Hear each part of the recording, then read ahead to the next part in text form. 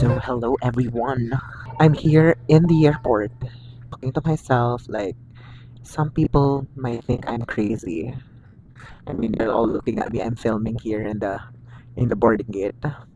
So, while I'm waiting for our gate to be opened, since our flight is 12 midnight, this is probably like the trip that I'll consider na spontaneous. I've been, thinking of like visiting Japan again or like Tokyo for like a short trip since August. And then I've been like asking some friends to go with me, but their schedule won't permit them. Okay, so may patalasas. But then again, I challenged myself if I'm gonna go to Japan, I want it to be like mas tipid as possible. So I'm not gonna, get a check-in luggage. Well, I challenged myself not to overpack, number one. Number two, to set a budget. I'm just gonna be in Japan for like 3 days, 3 full days. The reason then why I booked this flight is because of the Kinoshita Open. It's a tennis tournament na ATP tour. I've been, obsessed to tennis lately. But then again, yeah, sabi ko, it's a perfect time. It's a perfect date to go to Japan and I can watch a tennis tournament. As you can see, I'm just, bringing one luggage, which is the carry-on luggage. And it is very challenging for me because I need to stick on the 7 kilos, the combine. Kasi medyo maarte sila. So, yun na dun sa weighing keme, they checked. Yung luggage ko is nasa 6.5 kilos na.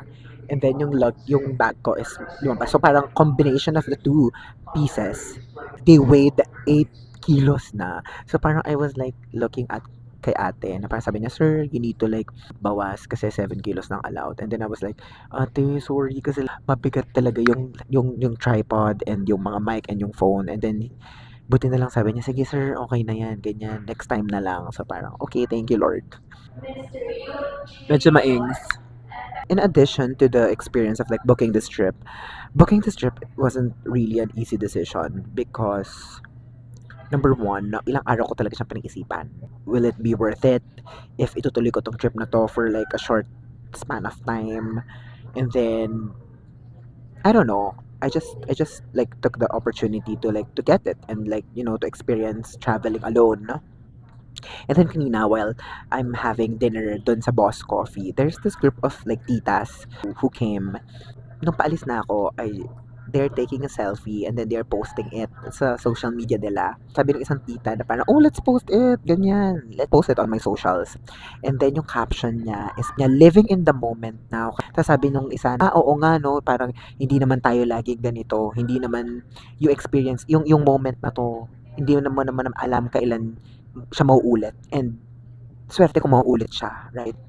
So parang that hit me na maybe booking this trip for myself all alone is a great idea. I'm gonna update you. I'm gonna walk you through this trip, this 3 full day Tokyo trip.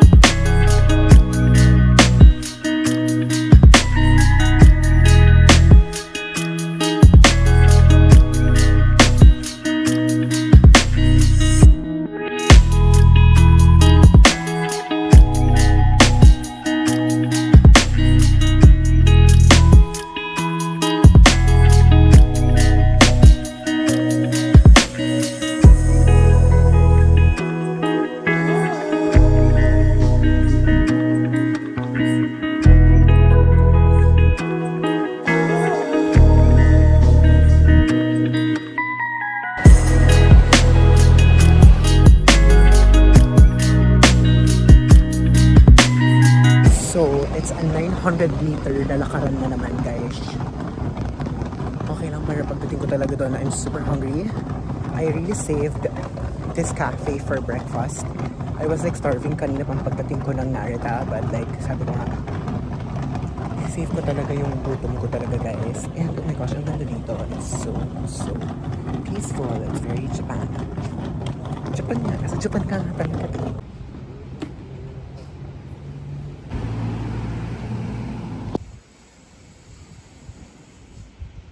I'm loving where I'm going right now. Loving the vibe. But the problem is, ay, wait lang. Ito nasa-stress na ako. Hand carry na nga lang yung dala ko. Buti na lang, I really made the right choice na mag-hand carry lang kasi my left arm is injured. Sadly. So, sobrang alalay lang sa aking Kamaya Village. In reality, nahiya na ako dito sa maleta ko. Na para bang ang tahimik ng lugar. Tapos, jingay itingan. Jingay ang gulong stra.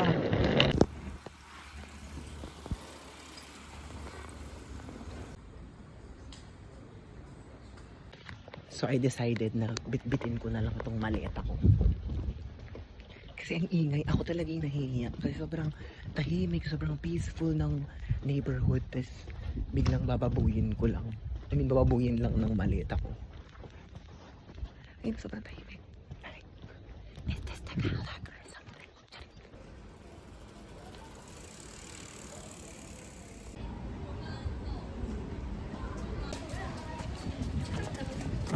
Hindi ko na kayang bitbitin yung maleta kay kabigat. Tapos kanina yung dalawang girls sa likod ko, they're looking at me. Kasi nga, ang ingay ng maleta. Dahil, hindi ko na talaga kaya na magagawa. I'm almost there. Uy, ang cute naman ng Lawson na to. Kaso nga lang napansin ko maraming mga roadworks, road blockings. Ohio! Super tingin ang mga... Look at the market. It's so cute here. Oh, I'm there! Ayun na siya, guys! Ayun na siya. Ayun na yung kapehan.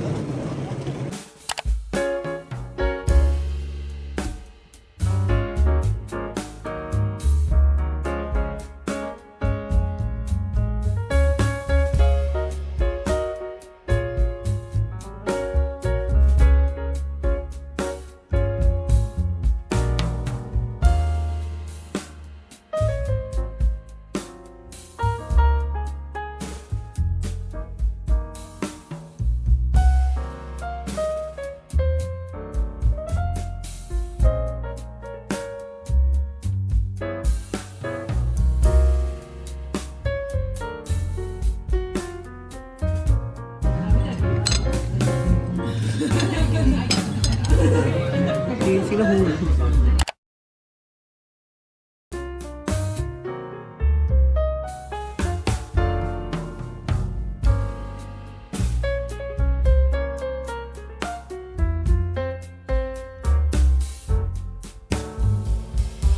Done with the breakfast at sea.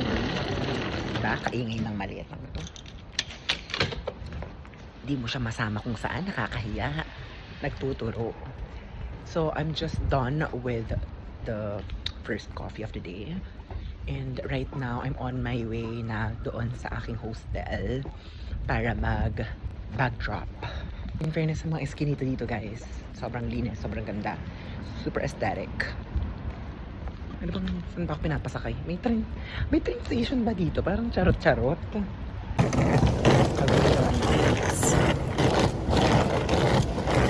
Saan siya dalahin?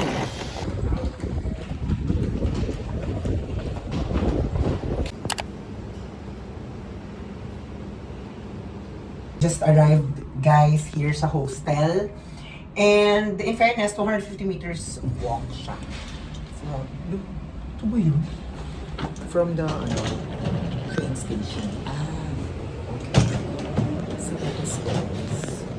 Bawal magbosok ng camera. Wait lang, guys lang akong gamit.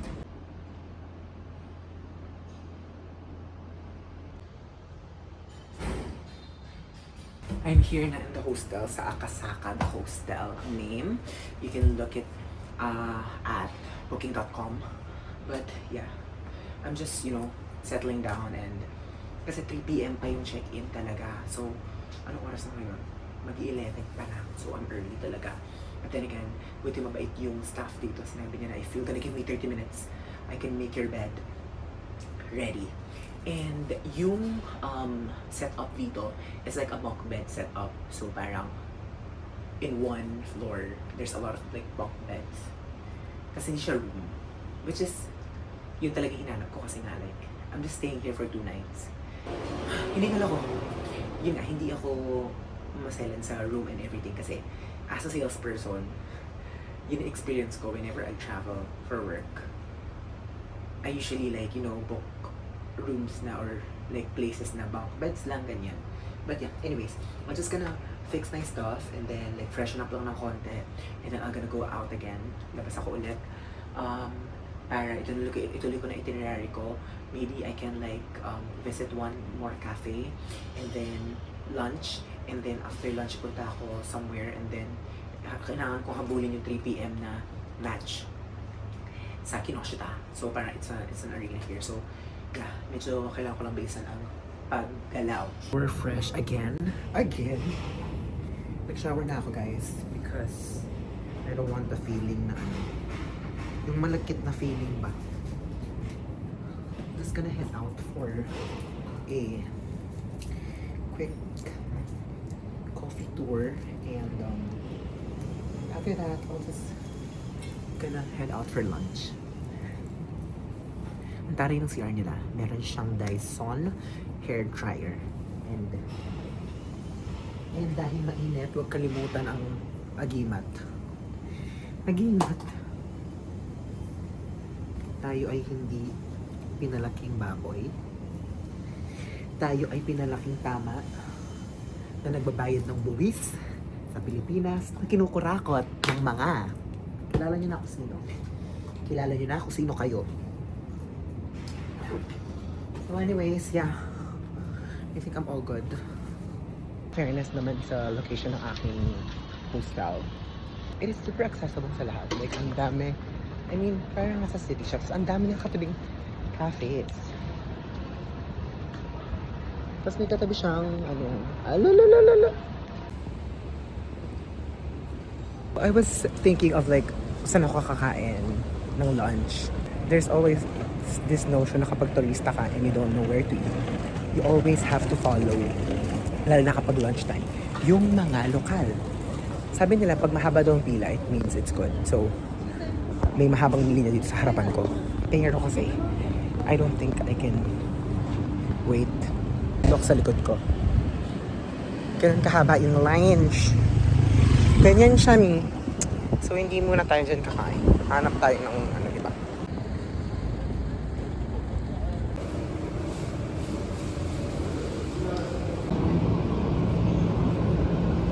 Grabe naman yan. Ba't ganyan yung nyo, tumod? Update, hulas na agad. Grabe, mainit ngayon. It's really summer. Pero there are like weather reports na they say in the morning and in the evening, medyo binubuksan na daw ang aircon ng Tokyo. And ang daming pila-pila na ganyan. Kaya sabi ko nga mamaya after ko magkape, babalikan ko yung mga maraming pila. Baka by that time na pagbalik ko, tapos na, wala nang pagkain. Eme.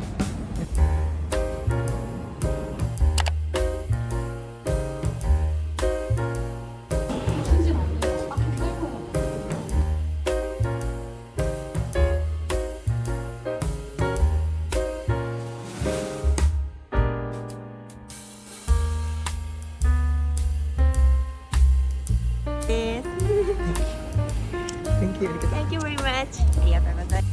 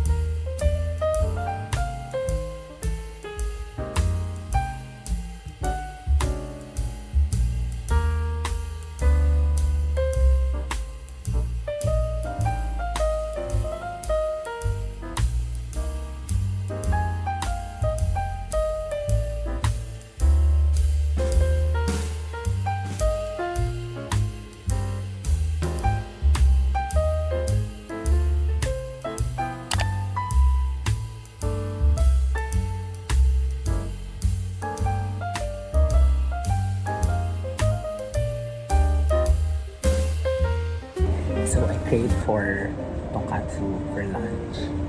And I was like looking around the area and wala akong masyadong makita. I recommend ng Google, which is the Tonkatsu Aoki, something like that. It's in Ginza pa rin. But like, ang hirap niya lang i-navigate kanina sa map. Tinatawanan ako ng waiter. Parang native Japanese. He's cute though. He has earrings. He's so hot. So after this, after lunch, I'm gonna go to Harajuku. And after Harajuku, I'll go to tennis tournament. So yeah, I'm waiting for my order.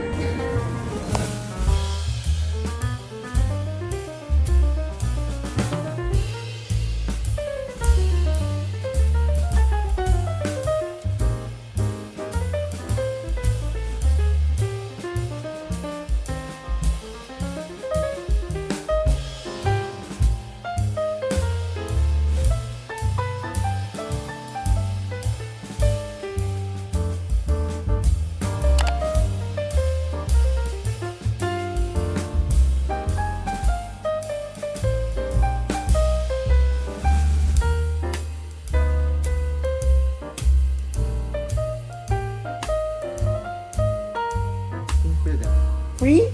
Wow! Thank you, arigato! Wow! Look! He gave me, guys. And I also bought the shirt. Guys, I'm feeling so lucky today because I just went to Grand Slam shop. This guy, this owner of that store, he's very known for his craft. So his shop is like puro pang tennis and everything. I went there to check and then I bought a shirt. And then nakita ko yung official ball ng Kinoshita Open, which is yung pupuntahan ko na ngayon. And I asked lang naman. I didn't mean to like buy naman eh. I just asked if they're selling it. Since parang it's a memorabilia nung Open or nung tour. Inopen niya yung bottle, yung tube, and then he gave me one. I'm so lucky. I'm so lucky today.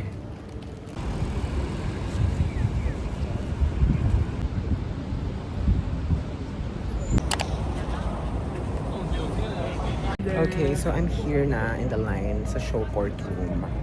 Practice. Ticket ko is like meron siyang access sa practice court and meron siyang access sa Ariake, the main stadium though. So I'm not sure if worth it pa bang manood ako dito or diretso na ako dun sa main stadium.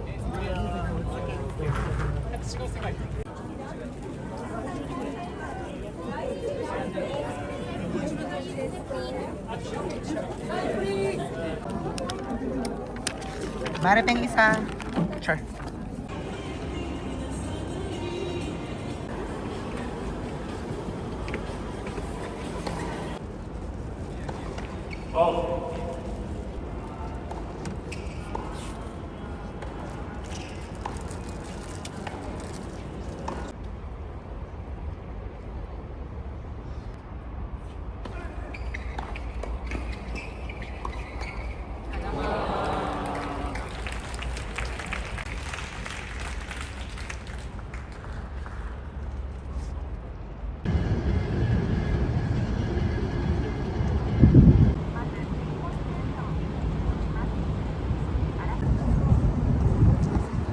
So, the agenda for today is done.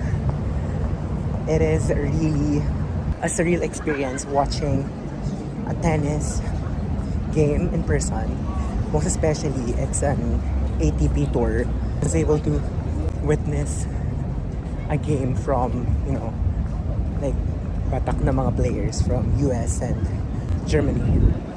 I'm super honored to experience this kind of, experience. And ang ganda pa ng panahon. Grabe lang yung sunset look.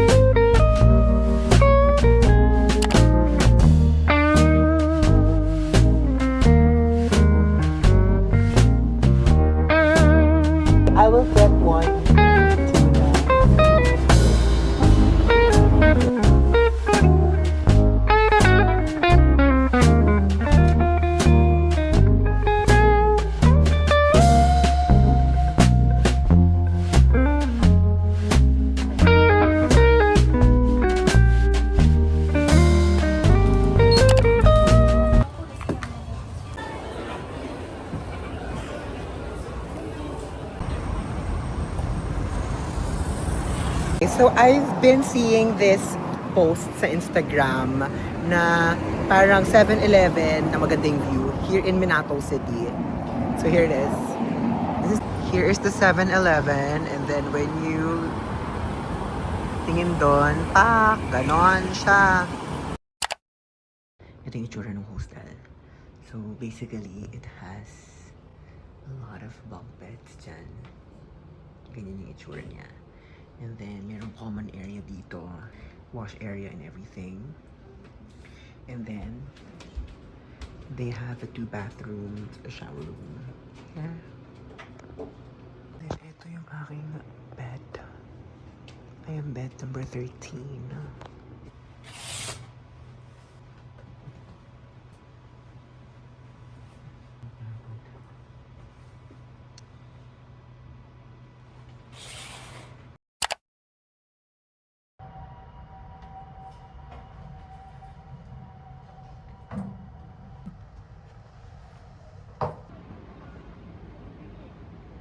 Good morning, guys. It's a beautiful Sunday here in Tokyo, and today is our last day.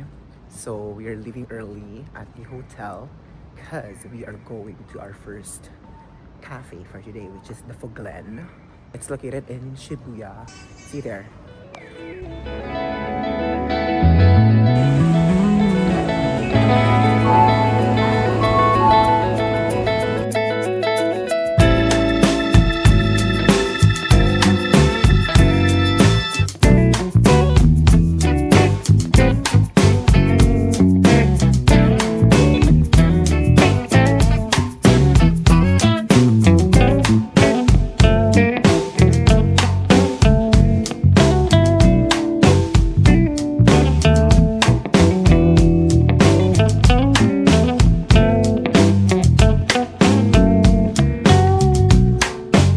I just wanna add, guys, can I say na Olivia Dean just released her album recently, and I'm crazy listening about it. Every single song was perfectly made. I mean, I'm talking to my friend Sam, and we were like exchanging convos and like asking what our favorites are. And well, we do have like our favorites, but I mean, like walang tapon sa album. And ang ganda lang ng... Grabe naman. Lord. Sarap. When I'm in the train, that's what I listen to.